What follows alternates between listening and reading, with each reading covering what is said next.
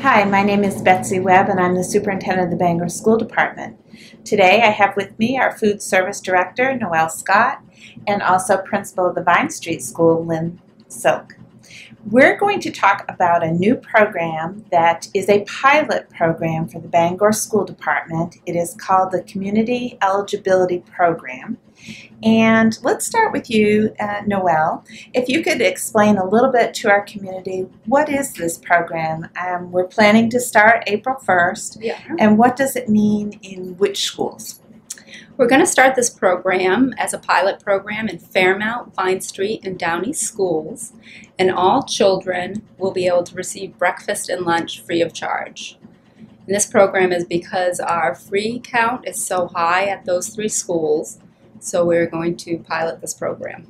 So if someone is at another school, they're saying, well, why didn't my school get this? When you say that the numbers are so high, explain that a little bit more so that people understand why it's Downey School, Vine Street School, and Fairmount School. Well, we have a direct certification list that we receive from the state, and the list of people on those state qualify for SNAP and TANF.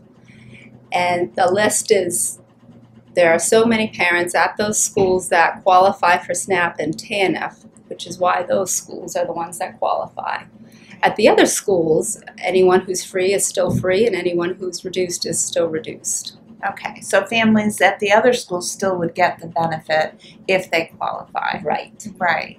So in thinking, maybe someone is wondering, how does this help the Bangor School Department? Could you explain how by doing this program, which is a federal program that we qualify for, what are some of the benefits to the school department and to the students? Well, the benefits to the students are that they get a healthy breakfast and a healthy lunch, and of course that is helpful towards academics, towards lack of absences, makes a healthier student. And it helps the Bangor School Department because we in turn get to help those students have a healthy meal. And I think another thing is the revenue. We get reimbursed at a higher rate for this program. I think you told me that for a paid meal we are reimbursed by the federal and the state at 40 cents a meal, but by being a part of this program it's over $3. That is correct.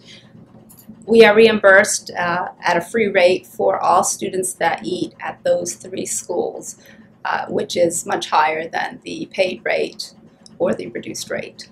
And that really helps our budget because I know when I started as the superintendent 8 years ago, we had to contribute $126,000 to the food service program because the program was not sustainable on its own. We had to put revenues in.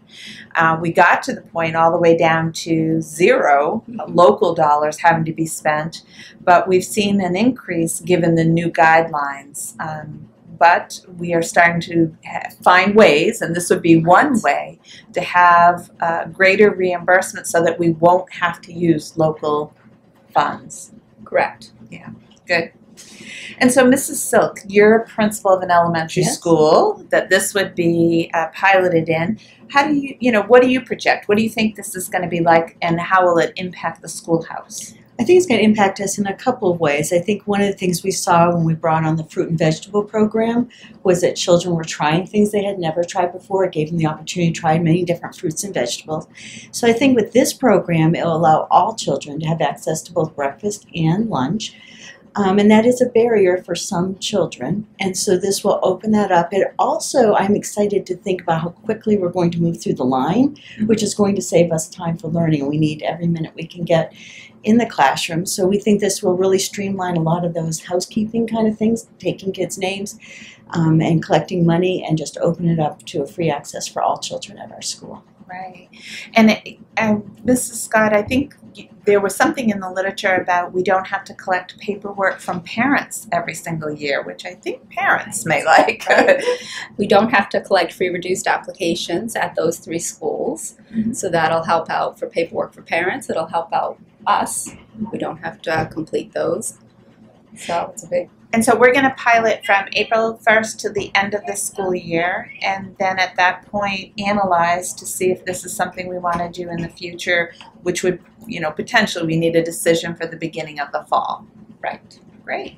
So if parents have questions, what should they do? They can call our office, 992-5532. Great. Thank you very much.